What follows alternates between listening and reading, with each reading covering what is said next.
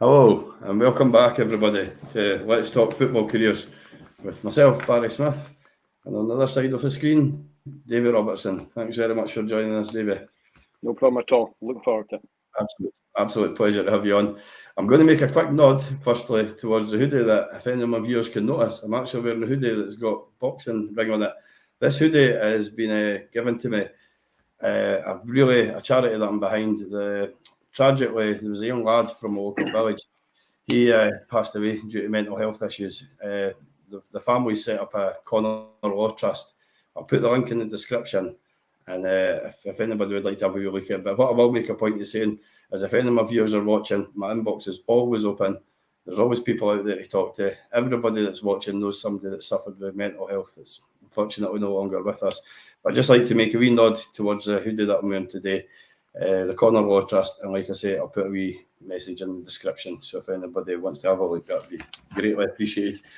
All right, Davie, so we're just going to start right at the start, where you've got a professional career here which consisted of 300 or over 350 club games, 4 Scottish Cups, 4 League Cups and 6 league titles. You played European football, you had caps for Scotland, Aberdeen, you played with Rangers, Leeds, Montrose, and that's before we move on to your managerial career. So we'll rattle through. I believe you started your youth career with D-Side Boys Club at Banks of Dee at Spain Bank Park. Yeah, that's correct. It's now called Banks of Dee. In the early days, it was called D-Side Boys Club, and I was quite a late starter playing football. Believe it or not, I only started playing, I think it was 8 or 9. Aberdeen won the League Cup in 1976, beat Celtic 2-1. Davie Robb scored the winner after extra time, and I had no interest in football before that. My dad would take me to a park on a Sunday afternoon, and I was more interested in getting the ice cream after it. My sister played more than I did, so it wasn't until Aberdeen won the cup, and then they did the open top bus parade down Union Street, and my mum and dad bought me the kit and flags and all sorts, and I was hooked on football after that. And I didn't go off to the best of starts because I was later than most Scottish kids are at playing football. I had a trial for the primary school team. I didn't get in, and I ended up getting in. I think it was the second game because someone was ill, and I was a sub. Came on as a sub, and I got subbed back off again. That's how bad I was. And then I just kept plugging away, and at the back garden, it was like the old days where at a wall, you'd kick against a wall. My sister had a swing that we got my uncle was a fisherman, got a net from him, put it over the swing, and that became the goalposts. And I was out there, until dark, and eventually, I obviously became better, got in the school team regular, and then there was a thing called Champion Street in Aberdeen. I don't know if it's still on the go, but it's basically, I think it's a mile, a named street, a mile. We can have a street, a team that enters all over Aberdeen, and I played there, a team called Garty Gola, and we actually won it 1 year. Well, got to the final 1 year, and the final was at Pittodrie when I was about 11 or 12. Pitch was massive at that point. And then I ended up getting spotted by a few boys clubs, Aberdeen Lads Club, I don't think they exist anymore, and then D-Side Boys Club. And then, the guy that ran D-Side Boys Club, a guy, Ian Connell, he lived not far from me, so I thought it was easier just to go with him, and I stayed at that club until I think I was 12 years old, or in fact until I left school really. And sometimes we were good, sometimes they weren't good.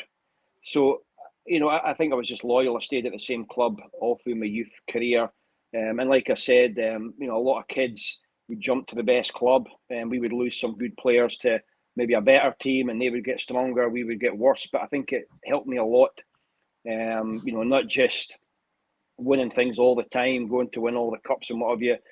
As I say, we had to dig in certain games, but I think it was a fantastic, start for me. And eventually, the highlight really was I managed to make an under-14 Scottish team, played against Wales and beat them 2-1. I scored a goal. I was a left winger and a centre forward when I started, and quickly ended up moving back to the park the worse I got. So no, it was a great start, and I'm just glad that if Aberdeen hadn't won that cup in 1976, I probably had a far different career. You wonder where you'd be, but things are meant to be, because you joined Aberdeen shortly after that, I think, and was Alex Ferguson still there at the time? Yeah, Alex Ferguson was there. What happened there was that I got into the primary school select, and then on a Monday night, once you went to secondary school, everyone in that team trained on a Monday night at Pittodrie on the Ash car park, which is basically the car park now, and you play against Highland League teams, and you get kicked off out the park. But it was, Alex Ferguson would come and watch games there and come and watch training. He was always very, very close to it. And I think I was 13 or 14. He asked me to sign S forms, which I did. And then, school holidays, Easter holidays, summer holidays, I was in training. And a lot of the times you train with the first team, even at 14 or 15 years old. Fergie had me, I was played in the reserve team at 14 and 15, still playing boys club and school football. It was quite weird. You take a couple of buses after school and go and play in the reserves. You got your school uniform on and you're playing against guys like, I remember one game we played against Rangers, and Derek Johnson was playing as a centre back, and I remember John McDonald was playing. It was hard. It was hard to believe that you were playing against those players when you were still at school. So, I think the one thing Alex Ferguson did was if you're good enough, you're old enough, and he would just put you in the team, and you made mistakes, and sometimes you didn't touch the ball for long periods of the game. But he was always quick to give you advice. And I remember a couple of games. A guy called Don McVicker. He was a bit of a hard man at St Johnstone, and you'd be up against him, and he'd just kick lumps out of you the whole game. But you never complain. You got on with it, and eventually it just makes you stronger. And then I signed professional forms when I was 16. And obviously Fergie gives you jobs to do. I had to brush a hairy carpet on the home dressing room. You weren't allowed to use a vacuum cleaner, so it took me about 3 hours the first time, and eventually you can get it down to about 20 minutes. But they would look at it. Him and Archie Knox would come in and tell there's still grass on the carpet, and you just have to keep cleaning it. And I think it was good for your toughened you up and keeps you grounded as well. It does. And we didn't clean boots or anything at that point, but he'd have you wash his car, all sorts of stuff he would do. And he was so not so much disciplined. There was one game we played. Aberdeen Aberdeen had won the league. They beat Hearts at Tynecastle, so they wanted to present the trophy at Pittodrie. I think it was a Tuesday night, and we had managed to get in the Youth Cup final, the BP Youth Cup final, playing against Celtic at Pittodrie, and so they presented it before the game. We had a lot of, obviously, it was maybe about 12 to 15,000 Aberdeen supporters in there to see the first team. Obviously, the team were there. Fergie was there as well, and I remember Willie Garner was Fergie's assistant at the time, and he took the youth team. And he said before the game, I think I was 14 or 15 at the time, and he would say to us, you go out there, the manager's here, the first team's here, the supporters are here, go and do yourself proud. And I remember we came in 3-0 down at half time, and Willie Garner comes in, and it was a case of, I told you that the manager's here, the first team's here, go out and do a better job. And as soon as he was talking, Fergie burst through the doors and went through everybody, the hairdryer treatment, you name it, everybody got it. And it was the first time that I ever came across that side of anything in the game. And obviously Fergie's very, very famous for it now. But I ended up, he came to me and he was having a go at me. He never missed anyone. Players were probably from the age of 14 to 18 or 19. And it probably lasted about, 60 seconds by the time he left the room. And everybody's thinking, oh my, what happened here? It's like no one had ever experienced it before. But do you know what? We went out and we won 5-3.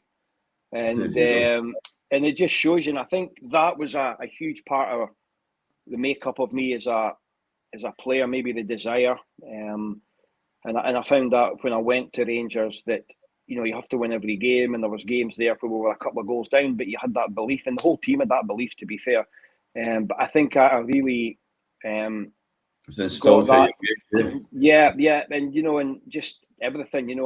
The one thing I found amazing with him, I remember one time I played in the league. I was in the first team at the time. He gave him the first start when I was 17, and I played that whole season. But the one thing he was great at was that even if you win the game, if you made a mistake, he'd go through you like a ton of bricks. and you might win 3-0, you come off and you think, oh, I made this mistake, he's going to have a go, and then and he did, but the next day he would always talk to you about it, and you never made that mistake again. And obviously in today's world, that you can't do that anymore, but it certainly helped me. It was good for the makeup of me as a player. Yeah, I think the era that we're in now with social media and what we're doing now and Facebook and phones and everything like that, you couldn't be proper football players, whereas you were in an era where this is what we knew about as fans. I mean, we heard about this as fans, but it seems to stop a wee bit now. It seems to. Yeah, I think during my time as a kid growing up in the early part of my career is that no coach ever said well done or you played well. They just basically said you were hopeless or you were crap, you were shite or whatever. And I think but if you play, I found out later on, if you played well, they didn't say anything to you. So you learned. Yeah, so you're sat in the back of your mind, you're thinking, I'm shite, but I'll show them that I'm not. But a lot of people, I know players in those days as well, couldn't cope with that. But I was different because I had a hunger about myself. And as a player, I think because I was, like I said earlier, that I was a late starter in playing and, making a mark in the game, I always sort of self-doubted myself, and that I always had to prove everybody wrong, because I knew how, quickly, things can go the opposite way. Yeah, certainly. And you played in some quality Aberdeen teams there. I mean, you won the Scottish Cup with Aberdeen. Like you said, you debuted at 17. You won the League Cup in 1989. You played alongside your mate as well, Joe Miller, I believe. Yeah. The ranks as well. I think, as a kid growing up in Aberdeen, and once I got the bug to play football, I loved Aberdeen as a club. And, I used to go to the games with my dad, and if I was playing in the afternoon, we'd go for the last 20 minutes to Pittodrie because you're getting free at that point. And, all I ever wanted to do was play for Aberdeen. And it was incredible when, Alec Ferguson he didn't tell you that you're going to be playing. He just announces it on the day. And, I remember the first game I was a sub at Pittodrie, playing against Hamilton. And, my dad didn't even know. There was no mobile phones or nothing there. And I thought I was just there to carry the boots. And he said on the bench, Davie Robertson, I think it was maybe Brian Mitchell or something, or Billy Stark on the bench. And I couldn't tell him because there was no phones. I couldn't tell him. And, it wasn't until after the game that he realised that, I'd played. But the funny thing was my life totally changed that day when I got in the first team, because one, you're in the dressing room with guys like Willie Miller, Alec McLeish, guys who I'd actually watched and idled. John Hewitt, Peter Weir, who's a fantastic guy for me, when I played there. But I remember, before the game, I used to drive my dad's car, and he'd have a drink at the golf club, which was just next to Pittodrie. I'd drop him off. And on a Wednesday night before the first game that I played, I ended up going to dropping my dad off at the golf club. Then I went to pick him up, but because I was 17, I had to sit in the locker room because I wasn't old enough to get in the bar. Good enough to drive. Yeah, but somebody came in and gave me. Oh, my dad would come out. Here's a bag of crisps and a bottle of Coke, and then I'd drive him home. But this Saturday after the game, I dropped him off before the game. Ended up going walking across to the Bonaccord Golf Club, and I got in the front door. Somebody bought me a pint, and I was signing autographs. But on a Wednesday, I wasn't allowed in. But I was the same age. And then that sort of changed. Aberdeen's a small place, and I'm not saying you became famous, but people recognise you after that, and your life totally changed. Yeah, and I mean, were you at the game at the week, just during the week there? I mean, Aberdeen are in a good place just now, really good. Yeah, I was at the game, but it's Pittodrie's a great place when things are going well, and I was fortunate in my time there that we were at the sort of tail end of the successful times. We won the league, won the cup double, and I think every year that I was there, we were second in the league. And my last game for Aberdeen was the league decider, where we had to go to Ibrox to get a draw to win the league. Obviously, we didn't do it that day. But when the team's going well, it's a very intimidating place. Particularly when the old firm come up, and I found that when I went to Rangers, it's a very difficult place to play. But when you're playing there and things are going well, it's the supporter get right behind you. Yeah, it's been a long time since I've seen Pittodrie the way it was at the weekend, Yeah, during the week, sorry. yeah. I mean, And it's it was a great atmosphere. Aberdeen, brilliant. Yeah, See and I it. think as well, it's I think supporters are totally different these days.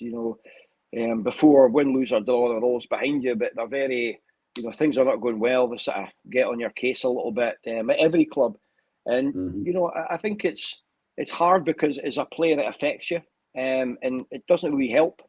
The negativity that comes across because you start to believe it yourself, and the performances go down. And like when I was a kid and when I first got in the first team, and you go to Pittodrie and win, lose or draw, the supporters were right behind and they were cheering right, till the end, and all the players gave their all. But sometimes it can be counterproductive if they get a bit negative towards the team. It's okay, the opposing team, but when it gets to the home team, it's quite difficult.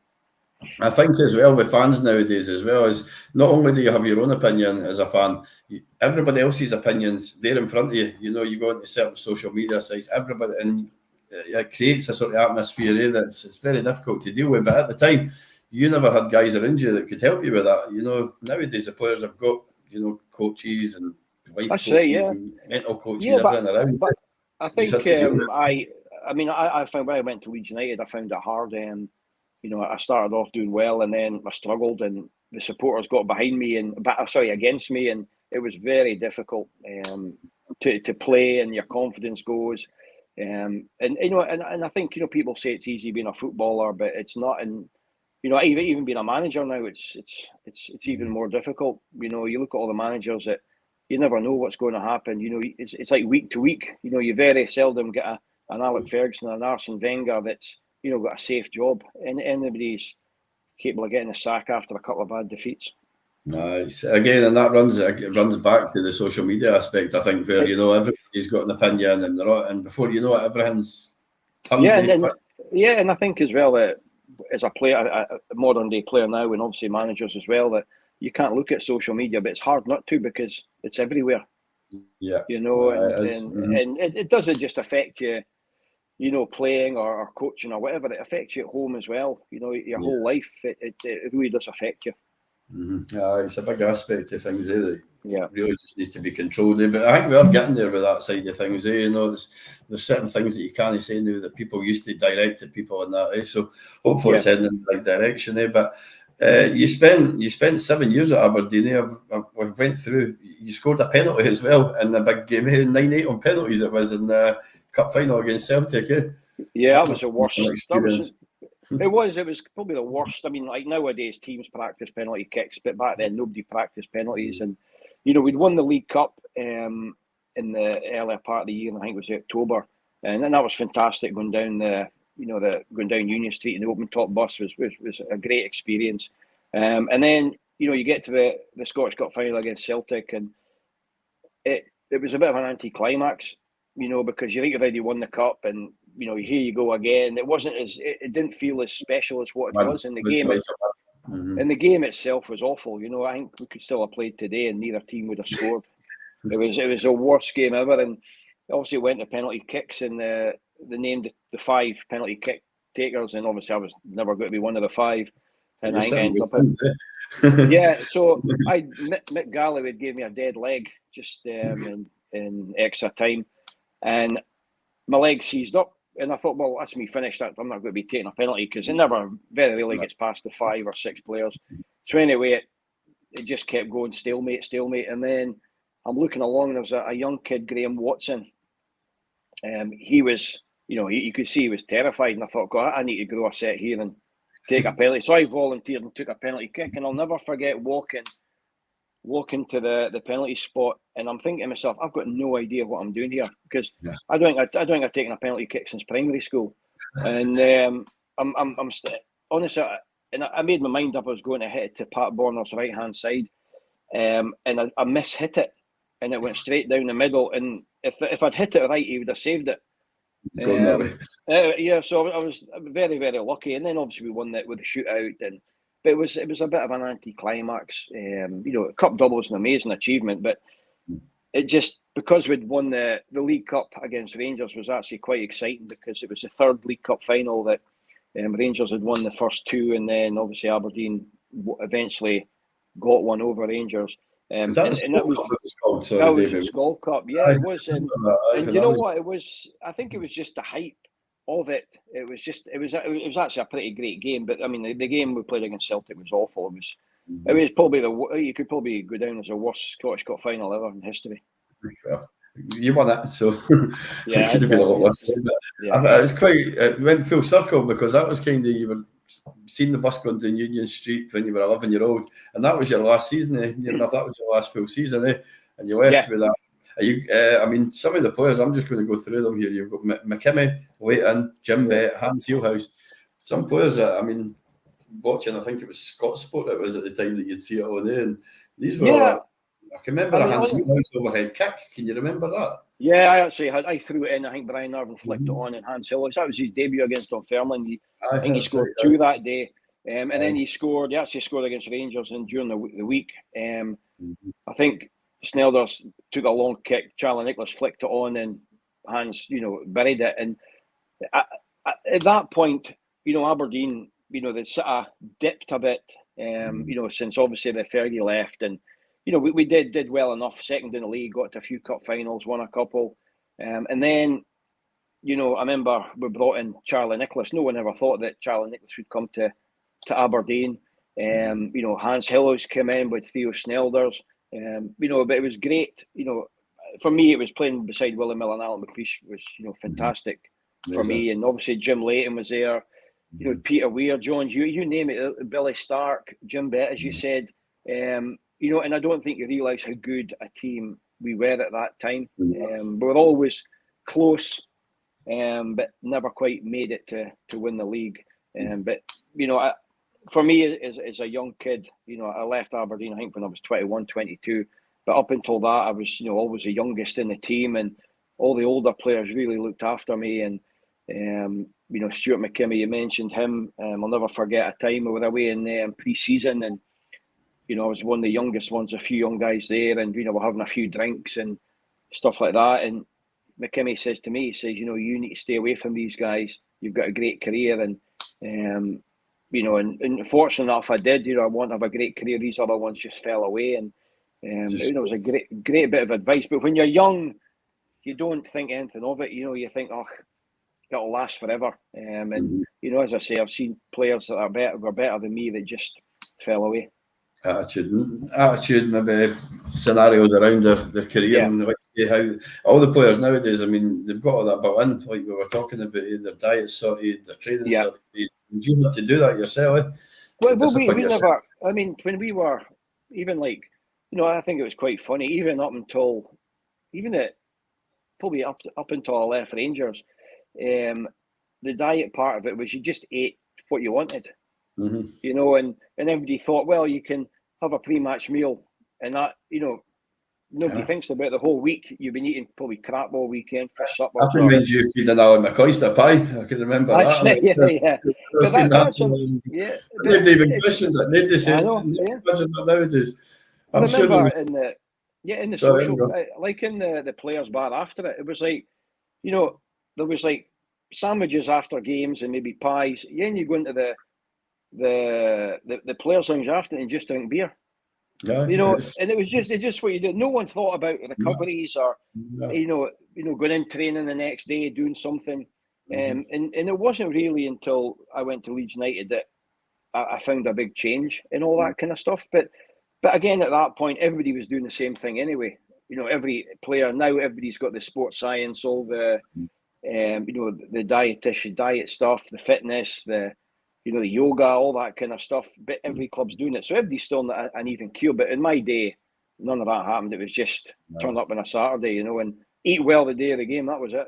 Make sure you win. Aye. So you got a wee message for the Dons fans just before we move on. We're coming on to 1991 next, so you got a wee message for the Dons fans. I know what you think of them, but I mean, obviously I had a great time at Aberdeen, and obviously I moved on to Rangers, which wasn't very, very popular. But now it's it's great to see Aberdeen doing what they're doing now. I live in Aberdeen, obviously, and family are Aberdeen supporters, and it's quite funny. Even before we played Celtic, it was quite funny because the typical Aberdonian. It's the bubble will burst. Celtic will batter us. This will happen. Then a couple of weeks on, drew with Celtic and beat Rangers, and 9 points ahead of Rangers, and level with Celtic. And Celtic are a pretty phenomenal team, and obviously they play Celtic this weekend. I think it's tomorrow.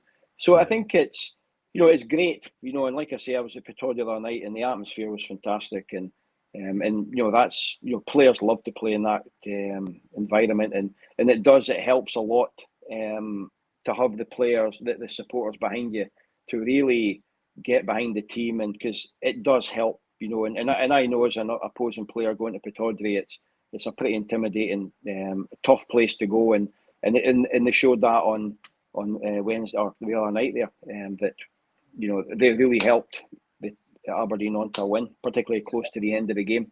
100%. So yeah, well, that's just I totaled up with Aberdeen. So I'm going to move on to Rangers. 1991. It was Walter Smith had signed you, but I had done a wee bit of research. I think Souness was trying to tap you up a wee bit as well, though. Yeah, so Souness, but actually agreed a deal with Graham Souness with my agent to go to Rangers. Aberdeen, I think they tried to keep me, but they were more interested in getting a fee for me. So I was hung out to dry a little bit. Obviously it wasn't popular going to Rangers, but my thought process going to Rangers is, I probably could have gone to England, but I thought, it's only a couple of hours from Aberdeen. I'm still playing against the same teams, going to the same stadium, so it's not a huge change for me, and it would help, sort of progress my career at the same time. But Graham Souness, was all agreed with him, and then he obviously went to Liverpool, and I was in a bit of a panic that the deal wasn't going to happen. But thankfully, probably a week before that league decider game, when my last game for Aberdeen was against Rangers, actually Walter Smith agreed to take me, obviously once the season had finished. So that was a bit of a relief as well. But it was just it wasn't the most popular decision, but for me it was the right decision. Okay, it was hard for myself and my family at certain times, but I think the 6 years I had at Rangers was just. I was very lucky to be at that successful time, but also with the players that I played with and the team spirit. I've never known a team spirit like that in my life. I was a quiet boy from Aberdeen, but it was sad in a way leaving Aberdeen, because it's all I knew. I'd been there since I was 13 years old, supported them as a boy. You're going down to the big city, and it was quite intimidating, at the start. But I remember my last game, that league decider game, where previously I think Aberdeen had beat St Johnstone 2-1. Rangers had so many injuries. I think they lost 3-0. And I think there was that third goal meant that Aberdeen went down there only needing a draw, and I think that was the worst thing that could have happened. That we only needed a draw, because as a player, as a coach, it's very difficult to go somewhere in the back of your mind knowing a draw is enough. But I remember pulling up to Ibrox in the bus, and the club deck was just being built, and we were in porter cabins, and the porter cabin was virtually rocking just with the noise and the atmosphere, and you knew straight away it was going to be difficult, and we were that full strength team. Even guys like Paul Mason was left out of the team, a fantastic player. So we were that full strength team.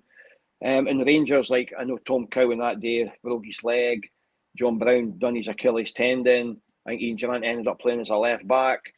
It was just like a patchwork team, and I think the support and the desire of the players obviously had the desire to win it, whereas we were like full strength, and we created a few chances and what have you, but we just weren't on the day, just weren't good enough.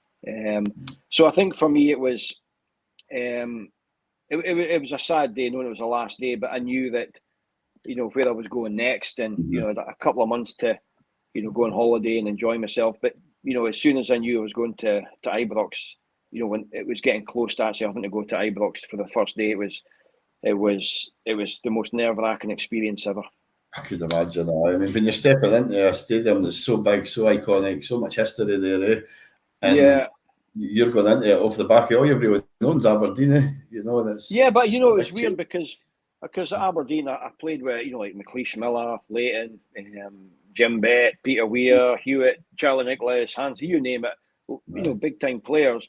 And then I remember my first day at Ibrox, at Pittodrie, you're sat in and out the back door.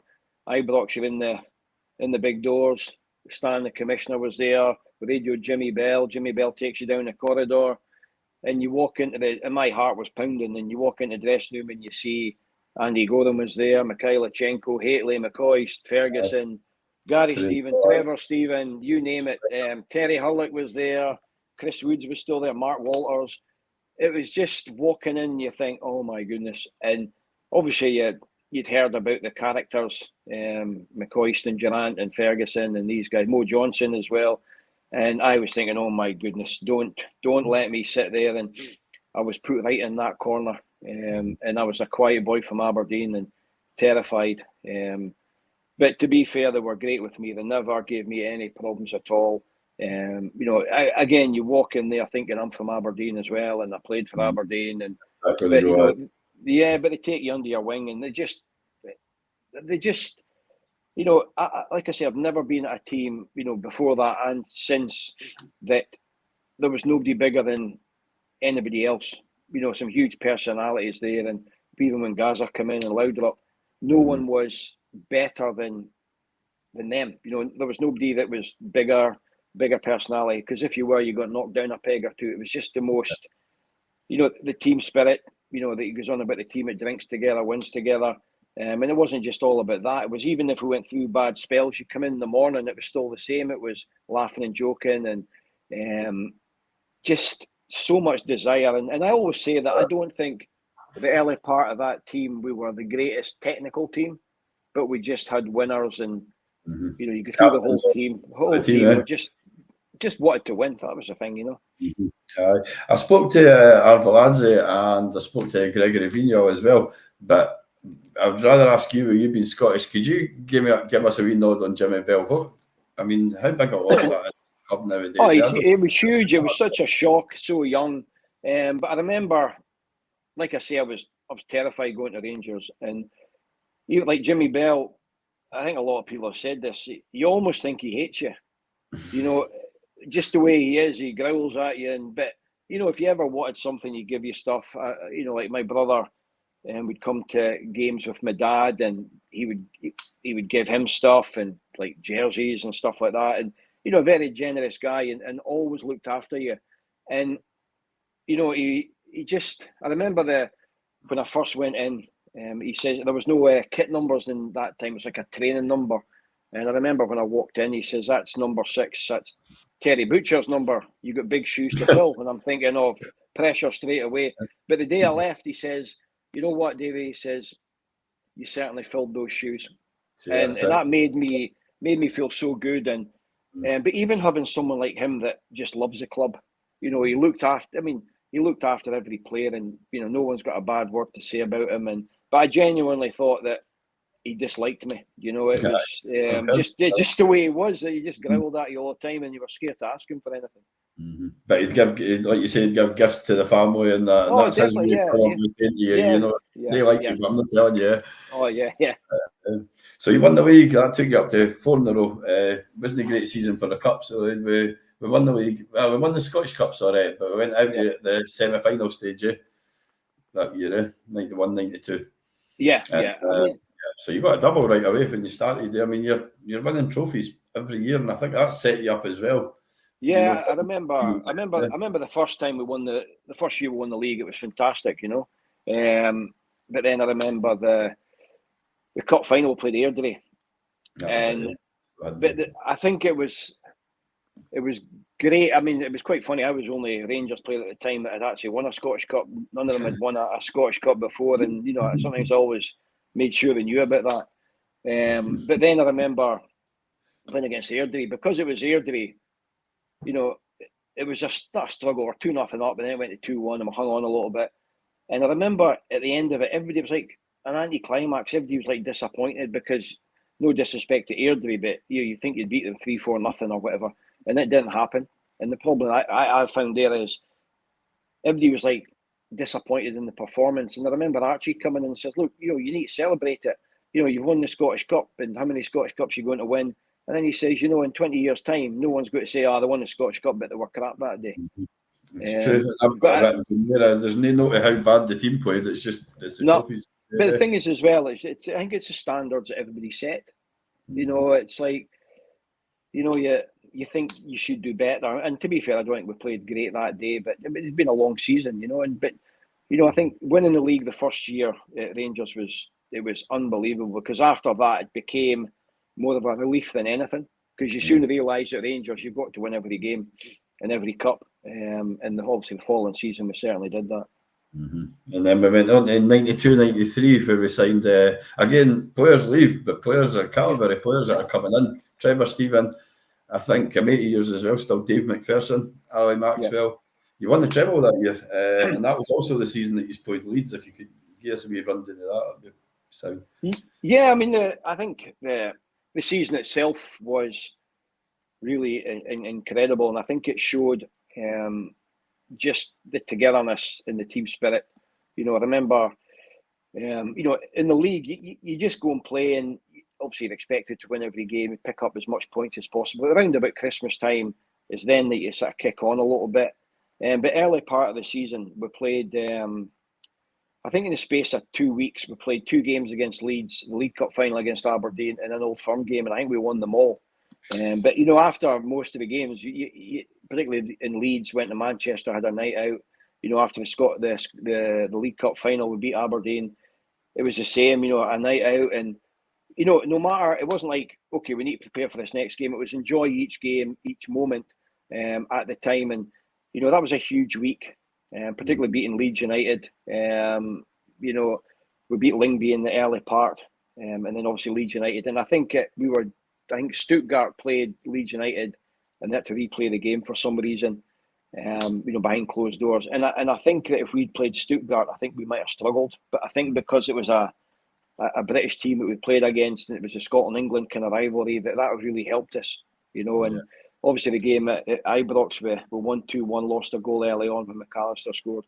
But then, you go down there and the press are writing you off. It's, they've got the away goal, blah, blah, blah. And obviously Hateley scores early on. But to be fair, I think that night, if it wasn't for Andy Gorham, it might have been a different story. He had some fantastic games, but I think that was one of his finest moments, which... I think at that time, he was... people didn't mention that, and again, it goes back to, it was all just newspapers at the time, but he was one of the top keepers in Europe that season. He was... Yeah. We realised it, but... I think Wandy was... because he wasn't the biggest goalie, but even if teams got in behind us, you knew that 9 times out of 10 he's going to stop anything happening, and a great character. But I think a lot of people going about McCoist and Hateley and Gough and the goals that they scored and Goughy's leadership and what have you. But I think if it wasn't for Andy Gorham, my 6 years would have been, I think, totally different. 100%. I mean, that season only John Brown played more games than you have. Got written in here, and if I'm wrong, correct me, but you played 50 matches that season, and John Brown played 59. That was out of 64 matches, eh? Yeah. I think I only missed. I had a hamstring injury at one point, and then suspensions. I always going to catch, particularly the position, the way I played. You're always going to get suspended at some point. But it was the amount of painkillers I took that season. I don't think I played 100% fit, but because of who you were playing for and who you're playing against, I always just in the back of the mind, if I didn't play, someone else will play, and you might not get back in the team, or at that point they could sign almost anyone.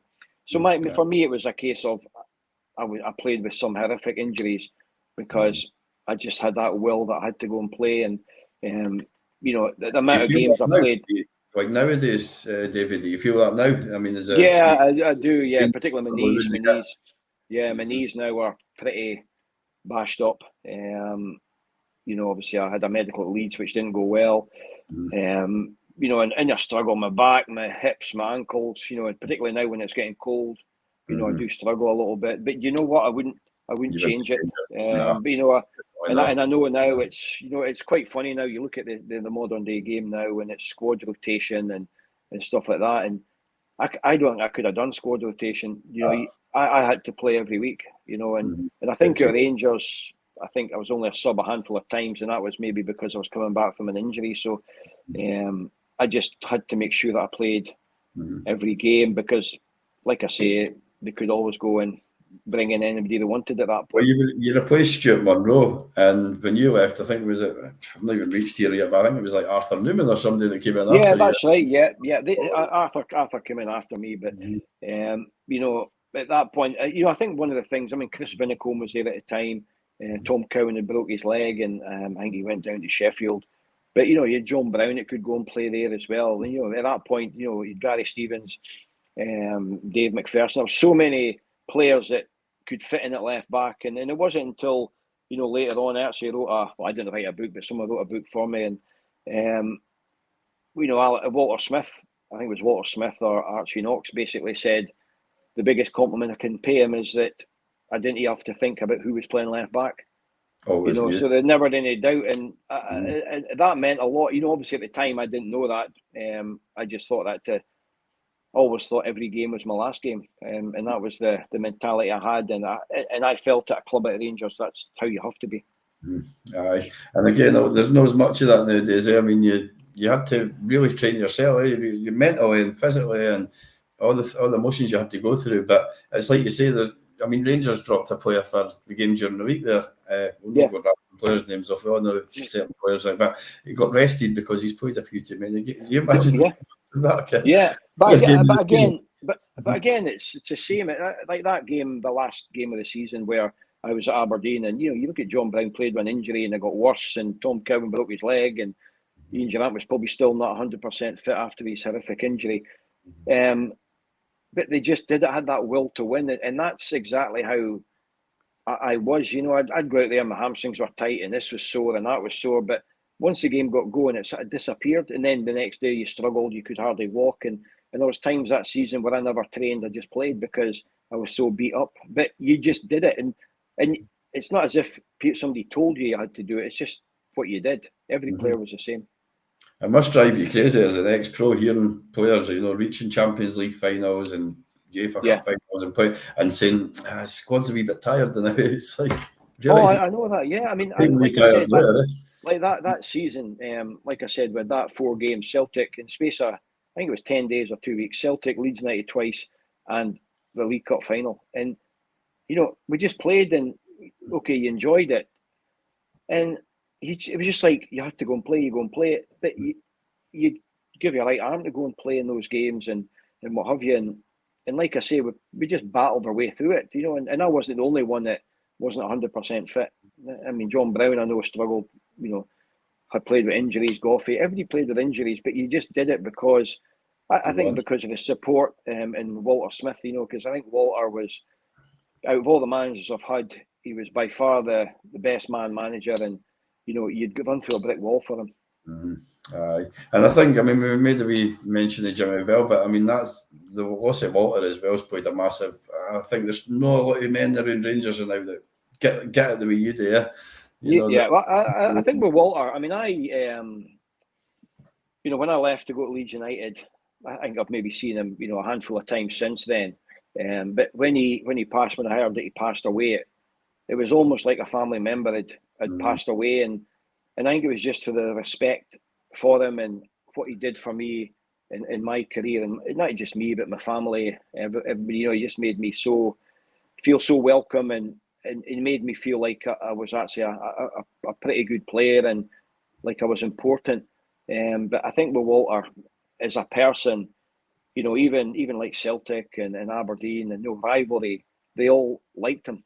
Which says a lot for him. But a huge miss. And like I say, with the day he passed away, it was like almost like a father figure that had disappeared, that sort of passed away. Right. And you seen the statue that's up there and that now, because you were at not long ago, eh?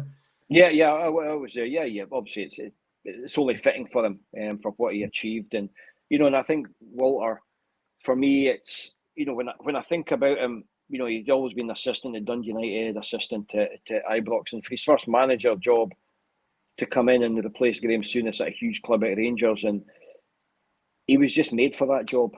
You know, he wasn't the most. He didn't give you a bollocking all the time. He did when he had to, but you just had sheer respect for him. You know, when he walked in the room, there was like a real presence about him. But at the same time, you know, if we had a night out or a day out or something, he'd be there for a while with the players, and it just. And I think everybody, for me, he had this habit of when a team of superstars really, and you can only play 11, even those that weren't playing, he managed to keep them happy. And there's not many managers can do that, but he's just just a great guy. It's a big loss, but so you won the league. That took us up to 5 in a row. We're getting through, David. Sorry, it's extending a wee bit longer than intended to you. So next season, I'm just going to rattle off what I've written down, and you can just pick the bullet points. 1993-94, we signed Duncan Ferguson, Fraser Wishart, Craig Moore, Gordon Durie. One pattern I do notice is there's always Scottish players getting signed. Bringing in, like yourself, came in and they seem to be obviously brought into that dressing room, and the mentality then carried on for there. You won the league, runners up in the Scottish Cup. Duncan Ferguson played against Wraith Rovers. That was a crazy season, and that was the season we had Orange and Boy Top, which is replicated obviously last season. That was 6 in a row. But mind much of that season was that. The bubble I think it was. Well, we're going for a back-to-back treble, and obviously we played against Dundee United. And I mean, I said Aberdeen Celtic was the worst cup final, but I think Dundee United and Rangers cup final was probably one of the worst as well. It was like, okay, great for Dundee United, but for us, again, you could have played all day and never scored. I think it was just one game too many for us. You know, and once you got a goal down against a team that are basically underdogs, it's very difficult for them to open up. So that was a huge disappointment. Obviously, winning the league again was great, but it was a bit of an indifferent season. You know, I don't think we set the heaven alight, even though we got the League Cup and the league as well. It wasn't the greatest season. Obviously, Duncan Ferguson came in, which was, you know, big news as well, him coming in. But I think he was very similar to Mark Hateley, and I think they found it hard playing together, to be honest. But I think that year as well, we lost. Got knocked out of the qualifiers for the Champions League as well, which was a huge blow after the excitement of the sort of previous season. So I think it was even though it was a relatively successful season, I think most of us put it down as a pretty disappointing one. But I think as we get into the next season, 9's getting mentioned all the time, 9 in a row. You're bound to feel that. I mean, obviously the 8 in a row season, but even at 5, 6 in a row, as a player, was that getting mentioned, and was it starting to just sort of... It was, but I don't think I really understood the full impact of that. What would I say? That you know, of getting to the 9, you know, I didn't really realise the impact of it, how important it was.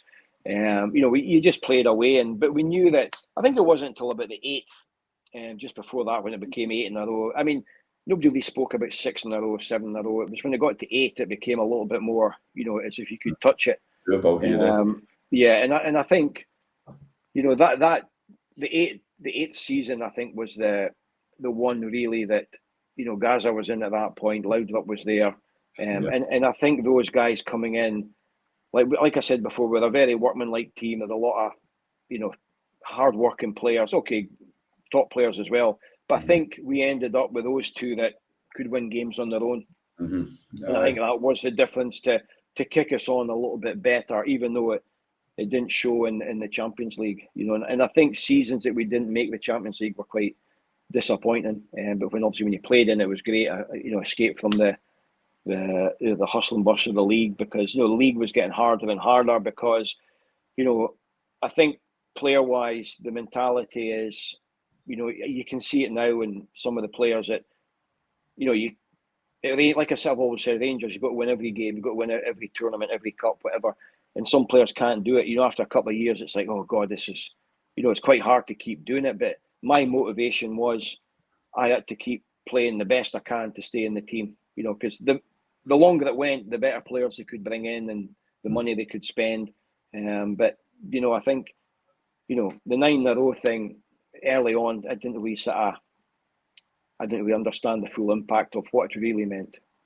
Until we actually got. So I mean that season we were at 7 in a row. You mentioned Loudrup. I mean, what was Loudrup like when he came in? It was like telepathic, the setup that you pair had. Well, it's quite funny at the start. When Loudrup came in, all this hype about Brian Loudrup, and I remember his first game was at at Broadwood against Clyde in a pre-season game, and I walked in at half time and I'm thinking, who's this guy? He's hopeless. And then I realised a couple of weeks later it was me. It was hopeless. To keep up with him. He was like streets ahead, and he's playing passes, and I'm thinking, oh, that's where I'm meant to be. But once I got used to him, and I mean, it made my game so easy. I would get the ball, maybe the goalie or Goffey would give me the ball. I'd play it to Stuart McCall, and I'd just run straight down the line.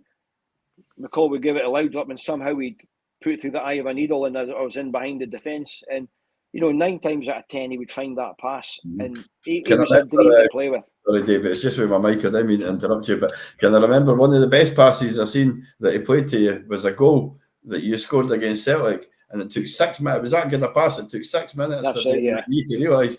I remember that as well that season there. Yeah, again, that was quite a. I mean, he did that a lot. There's another one against Celtic again when it was at Hampden, I think it was, and it must have been a cup game. And he played it in, across it, and Haitley scored.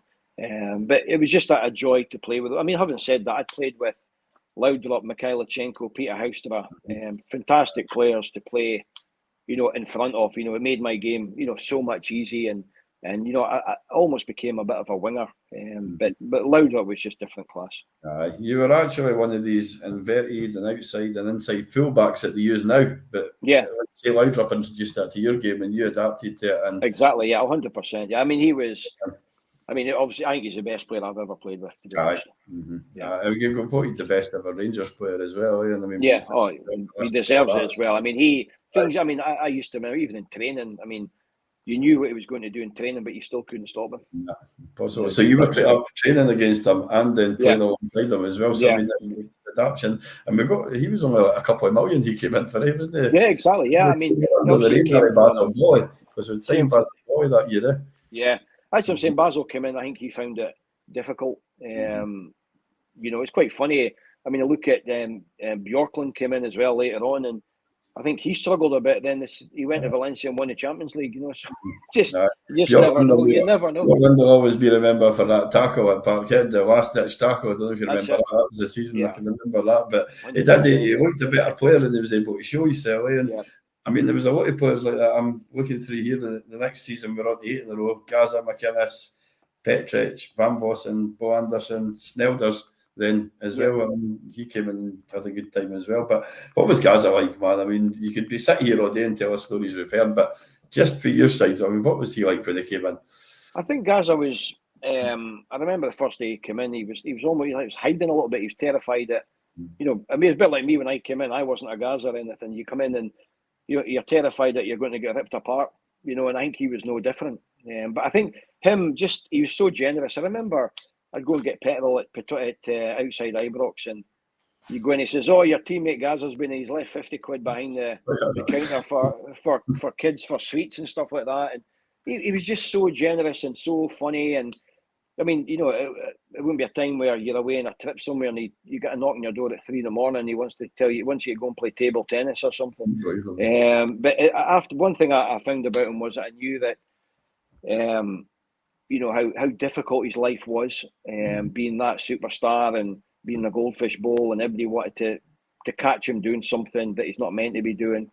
And if we'd be playing in Edinburgh or Dundee or someone and we're getting the bus back, he would sit next to me and he would just pour his heart out to me and tell me about how his weekend's going to be and his how things have happened to him, and it's heartbreaking. The only thing he wanted to do was play football, and he could just escape on the pitch. And I mean, for me, it's that 8 in a row. It's Gaza basically won 8 in a row that last game against Aberdeen.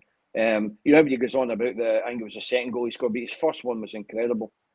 But that's just the things he could do, and you hear all these stories. But I think the one funny thing was that we're playing at Parkhead, and you probably heard it, that we're playing Hearts in the League Cup final, and McCoy's having a go at him, gets in the dressing room, and Archie says to him, "Gaza, have you had a drink?" And he's going, no, I haven't had a drink. And he says, "Well, you better go and get one." And then he goes out in the second half and just he obviously had a drink of whiskey or brandy or whatever, and goes out in the second half and wins the game for us. And that was a game the Walter didn't let him celebrate though. He says you've already got the drink. Yeah, but again, that's just that was a club, you know. I mean, you couldn't do that now. You couldn't go in the boardroom and have a whiskey in your kit and that now. You can't do that. But I think you know, we got away with a lot of things during that period, and I think it was because we were winning.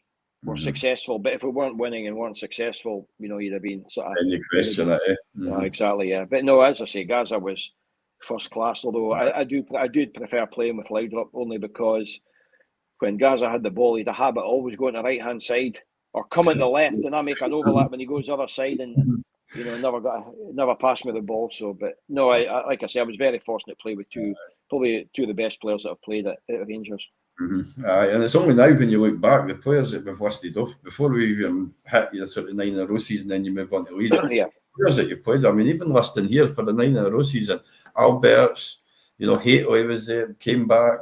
I've got Andy Dibble. Do you remember that? Yeah. I've got him coming on in the new year, and he says the exact same as you. He says I've never known a dressing room like it, and that carried all the way through the time you were at Rangers. It did, but like players come and gone, and whatever. I was there for 6 years, and some were there longer, and it was still the same. And you know, you never get tired of listening to the patter and the banter. And you know, you come in the morning, you get slaughtered for supper. You're slaughtered with a suit you've got on, or it was just funny, and no one was offended in anything. And then, like I say, I think, you know, Walter Smith almost sort of let the dressing room be its own dressing room kind of thing, and he'd come in and pick a team, and you know, and Archie as well. I mean, you know, Archie gets forgotten about, Archie Knox, and he was a huge part of it. You know, a huge part of my career. He was at Aberdeen for 5 years when I was there as well, so I spent a lot of time with Archie. And I mean, Archie was just, you know, a great guy. Just the whole club was fantastic from top to bottom, and like I say, that 6 years, I just wish I could go through that again. Relive it all over. It must be hard as a football player when you stop playing football. I mean, you see, I mean, we're talking about Gaza, and that's where he's really suffered as well, because he's missing that. So it must be to walk out every week to a crowd like that, and then it just stops. Well, I do think, particularly Rangers, you go down that tunnel, and you know, I think for me, I always felt that if you gave, which I always did, 100% and ran your socks off, you'd always be appreciated. You know, whatever failings I had as a player, everybody knew that I'd, you know, run all day and do whatever I can and go through a brick wall kind of thing. But running down that tunnel was the best feeling ever. And then obviously after, particularly Ibrox, and particularly after if you win a game, going off and, you know, clapping the supporters, and because you know how much it means. And you know, when I signed for Rangers, you know, I wasn't sure what to expect, but it changes your life and your outlook on, you know, football and everything. It's, you know, it's just an incredible experience. I went to Leeds United, and it was just like a downhill spiral, and it was like, yeah, you think once you leave Rangers, people told me at the time, once you leave Rangers, it's never the same, and that's 100% correct. And can we talk about just winning the league that season and how that, just summarise, obviously, we all know how we won the league. I mean, I remember the first, I remember all the T-shirts were printed. We played Motherwell at Ibrox, and that was going to be the 9 in a row celebration and blah, blah, blah. And obviously, I think we could beat 2-1. Owen Coyle scored or whatever. And then you knew after that, the next two games were at Tannadice and Tynecastle, and that's probably two of the toughest places to go.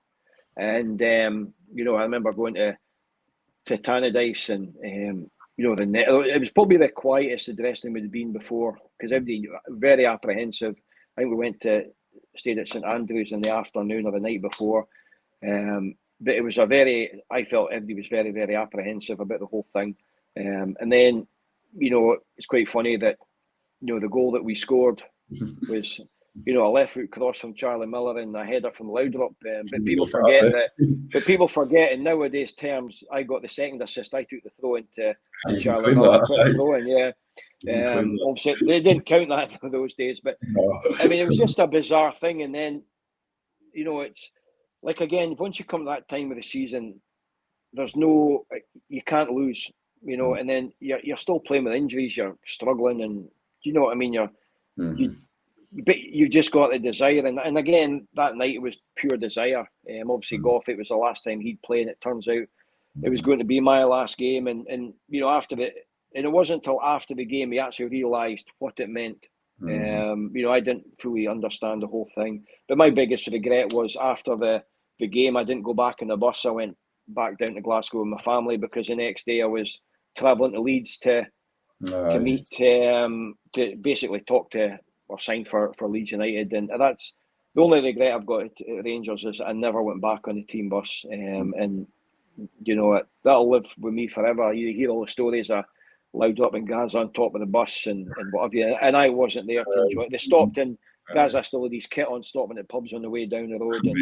And unfortunately, I wasn't there. And like I say, that's probably the one regret I've got in my career. But I mean, when you're looking back, if that's the one regret you've got, you're bound to be proud of that. It's some career. I mean, just Leeds, and you moved on, and you obviously went through different sort of loan spells before you retired and things. But when you look back, I mean, the players you played with, the trophies you won, I mean, do you look back on that, and do you have your trophies displayed anywhere, or how does that? Well, no, it's quite funny. I mean, I think most players are the same. They're in a loft or an attic or a safe or something like that.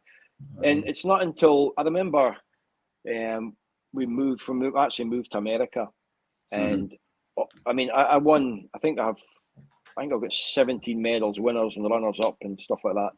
And I used to just give them to my wife after a game or a cup final.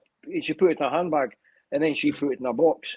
And then it wasn't until I moved to America that actually, for the first, I think I was about 40 at the time. And that was the first time that I'd seen all the medals together. And I thought, bloody hell, it's pretty impressive, because you don't think of it at the time. No. And I think that's the mentality that you've always had. You've always, right, I've won that, what am I going to win next? Yeah, because, I mean, you don't think about it until the end. Once it's over, you're looking and think, bloody hell, that was really impressive. But at the time, you don't, particularly at Rangers, it's a relief.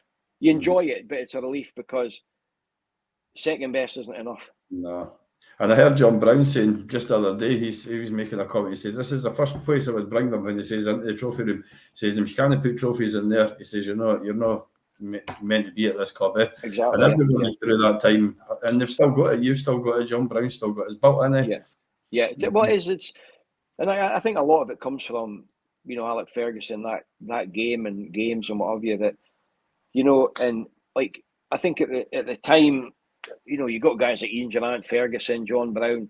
All they ever wanted to do was play for Rangers. I wasn't quite like that, but as soon as you step in that dressing room and on that pitch in front of the fans, that is how you are. You can become a Rangers man, and you'll do anything. Probably, I'm not saying more so than any other club, but I think it means so much. And people talk about playing for Rangers, it's pressure. Maybe it is pressure, but it's enjoyable pressure. You wouldn't change it. You're not going to say a different team because it's less pressure, but you might not win as much. Exactly. And then you always pinch yourself and think, am I actually here? Playing with these players and winning things. But like I say, the trophies, and it's more, you can win as much trophies, but I think the memories are more important than anything. Aye, that's class. And then, I mean, you touched on there, you were at Phoenix for 10 years, and then you moved in working with the youth, and then you done Real Kashmir, which we've still seen the documentary, I'd imagine. Yeah. What an experience that was. I mean, how the hell do you tell your family, maybe got to India to coach? How did that go down? It didn't go down very well, because, we're living in Phoenix, Arizona, and with a lovely lifestyle, sunshine every day, swimming pool. And I get this offer I did Phoenix FC, which is now Phoenix Rising, and I'd sort of got the bug again to get back into professional football, and out of the blue I got this offer from India, Real Kashmir, and I had no idea nothing about India, never been to India, did no research, didn't even know it was a war zone, and decided that I'm going to have a go, and my wife didn't believe me that I was going to go. And New Year's Eve 2016, I jumped on a plane and ended up in Kashmir, and much to my wife's amazement, because obviously she wasn't very happy, she didn't think I'd do it, and I went, and I was there for 5 years, and it was an incredible experience, something that I'm glad I did. It's like the football was the easy part, it was everything else outside football that was the challenge, and and not even so much being in a war zone, more just the fact that, you know, you go to Ibrox and they've got everything set up for you. You know, they didn't have balls, they didn't have nets, they didn't have kits, they didn't have anything. And, you know, but like everything else, you go there and you're told it's going to be this professional club, but it is professional to what they think's professional. And, you know, we did really well there. You know, a lot of ups and downs on the way, but, you know, we managed to, the team actually entered meant to be the local league, but they ended up in the national league in India, in the second division. So, you know, we went there and we didn't have a team. It was full of Kashmiris, so I added a couple of foreign players, a couple from Nigeria, one from Ivory Coast. As well, your laddie joined as well. Yeah, well, he came later on. So we went to the second division, and, you know, we just went in there just to field a team, and we ended up going unbeaten and winning the league and winning the playoffs, and then ended up in the top league in India. And then obviously we went from 300 people coming to games to 26,000 people at games, and it was absolutely bizarre. You know, we end up going to East Bengal, Mohan Bagan, playing against them, beating those teams, which are like the most famous teams in India with all this 100-year history. We've got a history of about 2 years. Obviously, my son Mason came, and it was great. You know, early part when we went there, it was like 2 or 3 months at a time.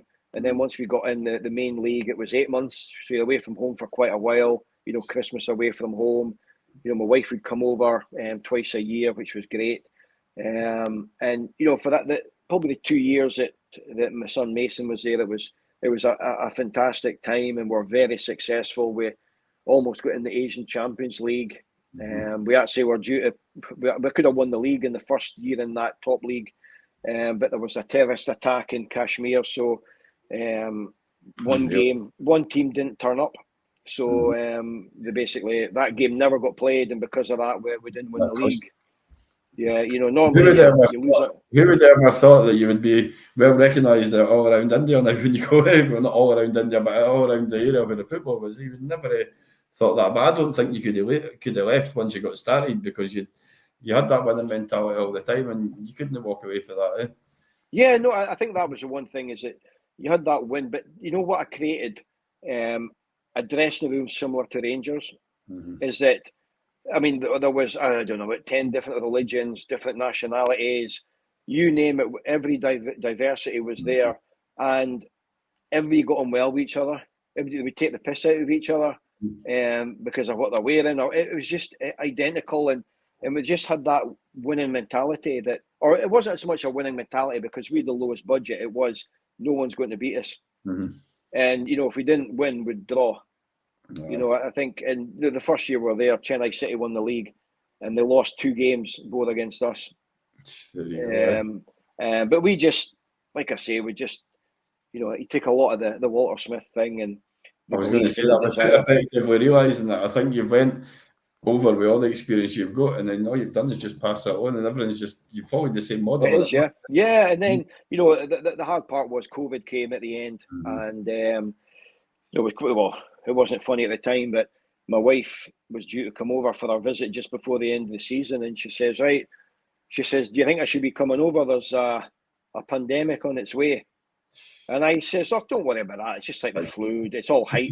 Anyway, she comes over, and after being there 2 days, total lockdown. So we were stuck in Srinagar in Kashmir for 49 days. We had to get repatriated home. You know, we're stuck there. Was food, ran out of food, ran out of this, ran out of that. It was just horrendous. And you know, I was sitting in a bed in the hotel room watching Netflix with my wife for 49 days, and every day she says to me, I can't believe I'm here, you know, because I told her to come, and so she wasn't best pleased.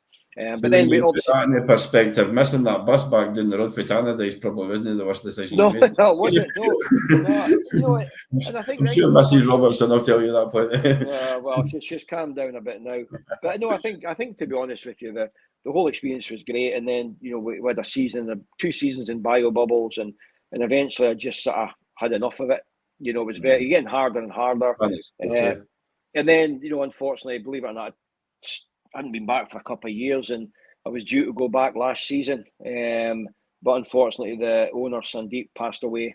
You I spoke to him 2 days before he passed away, and that club will never be the same without him. As I say, we're going to go back with a plan of what we're going to do, but unfortunately he passed away, and it's the saddest thing. But they're actually doing I think it's a Netflix series. They're going to get actors to play myself and Sandeep, and I think they're going to start. I think they're starting filming. I think next month maybe. So, I'm not involved in it. I've been obviously with what they did was for a number of seasons they would follow us and ask questions and do whatever, so I help write the script and that. Yeah, so that'll be coming soon. So as I say, it was a great experience, and to be honest with you, it was, if somebody asked me to go and do it again, I would do it again. Aye, well, brilliant. And I think how we'll tie this up, and it'll be perfect. I've not even meant this, but you also got honoured by Her Majesty as well. I believe you got a British Empire medal. Is that right? I did. It was quite weird. Just not long after I got there, there was a guy, Alistair, I can't remember his name. He was the High Commissioner in Delhi, British High Commissioner. And I got in touch with him. He got in touch with me, and we got on well and whatever. But anyway, this is about 4 or 5 years later. I got a phone call from the British High Commission in India, and says, "Look, we want to reward you for your recognition and hard work in Kashmir and relationships and all sorts of stuff." And got awarded a British Empire medal. I got presented it in Delhi, probably the day I left India for the last time. But we've been invited to the Buckingham Palace Garden party. In the last couple of years, we couldn't make it, but we'll probably go this year. And but like I say, it's the way it started off. My wife being pissed off with me and going to this bizarre place and going through it, and to be awarded with that at the end. And obviously with the documentaries, we got a BAFTA award as well, which you would never think that would happen after that length of time there. And when I first walked into that place, I thought to myself, what am I doing here? And 5 years later on, it's been great, Aye, it's been class. No, listen, I'll tell you what else has been class running through this, Davie. It's been absolutely fantastic. What a trip down memory lane, and I hope you've enjoyed going through it. No, I have. Yeah, it's great. Yeah, you can talk about it all day, to be honest. Yeah, it's class. Well, what I'll do, right, is I'll round it up there. I'm not one of these that are going to say, like, subscribe. If you like it, do what you've got to do. I've enjoyed it. You've enjoyed it. No, 100%. I'll definitely do that. Yeah, so I'll end the recording now. Well, thank you very much for coming on, David. Okay, perfect. We'll chat with you later on. All right. Thanks again. Okay, brilliant. Cheers. Thank you. I appreciate that. Cheers. Cheers. Bye-bye. Bye.